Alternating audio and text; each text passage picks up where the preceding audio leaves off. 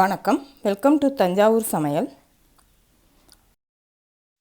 Rambutan பழ சர்பத் எப்படி செய்கிறதுன்னு பார்க்கலாம் வாங்க. அது செய்கிறதுக்கு பாதாம் பிசின் கொஞ்சமாக எடுத்து ஊற வச்சுக்கலாம். இதை தண்ணி ஊற்றி கழுவிட்டு கொஞ்சம் நிறையா தண்ணி ஊற்றி இதை 6லேருந்து 8 மணி நேரம் இதை ஊற வச்சுக்கலாம். ஊறினதுக்கப்புறம் இந்த மாதிரி ஜெல்லி மாதிரி இருக்கும். இது இருக்கட்டும். அதுக்கப்புறம் பழத்தை தோலை உரிச்சிட்டு எடுத்துக்கலாம். உரிச்சிட்டு எடுத்து உள்ளே இருக்க விதையையும் எடுத்துடணும். விதையை வைக்கக்கூடாது உள்ளே, அதையும் வெளியில் எடுத்துக்கலாம். இது ஒரு 4 பேருக்கு செய்கிறதுக்கு 20லேருந்து 25 பழம் இருந்தால் போதும். 4 பேருக்கு செய்யலாம். இதை விதையை எடுத்துட்டு பழத்தை மட்டும் எடுத்து மிக்சியில் கொஞ்சம் கொரகொரப்பாக அரைச்சி எடுத்துக்கலாம். கொஞ்சம் சின்ன சின்ன பீஸாக இருந்தால் நம்ம குடிக்கும்போது நல்லாயிருக்கும். ரொம்ப நைஸாக அரைச்சிட வேண்டாம்.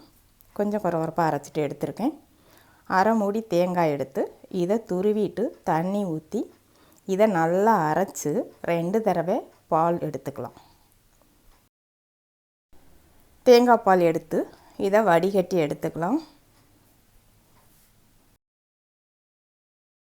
இப்போ இதுக்கு இனிப்புக்கு நீங்கள் வெல்லம் அல்லது சர்க்கரை எது வேணாலும் சேர்த்துக்கலாம்.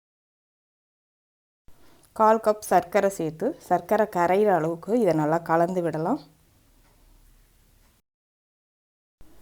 போதுமான அளவு இனிப்பு போட்டுக்கோங்க. இனிப்பு போதுமா என்னான்னு செக் பண்ணிவிட்டு இதை மூடி வச்சு 1 மணி நேரம் ஃப்ரிட்ஜில் வச்சு எடுத்துக்கலாம், ஜில்லுன்னு இருக்கிறதுக்காக. இது இருக்கட்டும். அதுக்கப்புறம் ஒரு 10 நிமிஷத்துக்கு முன்னாடி துளசி விதையை 1 ஸ்பூன் எடுத்து தண்ணி ஊற்றி இதை நல்லா ஊற வச்சுக்கலாம். 10லேருந்து 15 நிமிஷம் ஊற வச்சா போதும். இது ஊறிடும் சீக்கிரம். ஊறினா இந்த அளவுக்கு இருக்கும். இப்போ நான் 1 மணி நேரத்துக்கு அப்புறம் ஃப்ரிட்ஜிலேருந்து எடுத்துகிட்டு வந்திருக்கேன். இதை நல்லா கலந்து விட்டு எடுத்துக்கலாம்.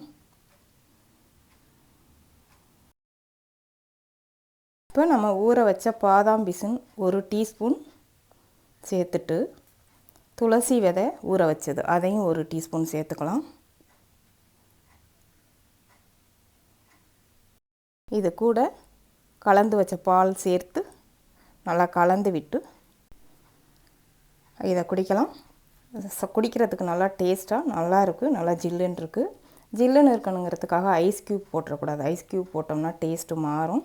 அதனால் கலந்துட்டு பாலை 1 மணி நேரம் ஃப்ரிட்ஜில் வச்சுட்டு அதுக்கப்புறம் இந்த மாதிரி கலந்து குடிச்சிங்கன்னா டேஸ்ட்டு ரொம்ப நல்லாயிருக்கும். நீங்களும் செஞ்சு பாருங்கள். வீடியோ பிடிச்சிருந்தா வீடியோவை ஷேர் பண்ணுங்கள். தஞ்சாவூர் சமையலுக்கு சப்ஸ்கிரைப் பண்ணுங்கள். தேங்க்யூ.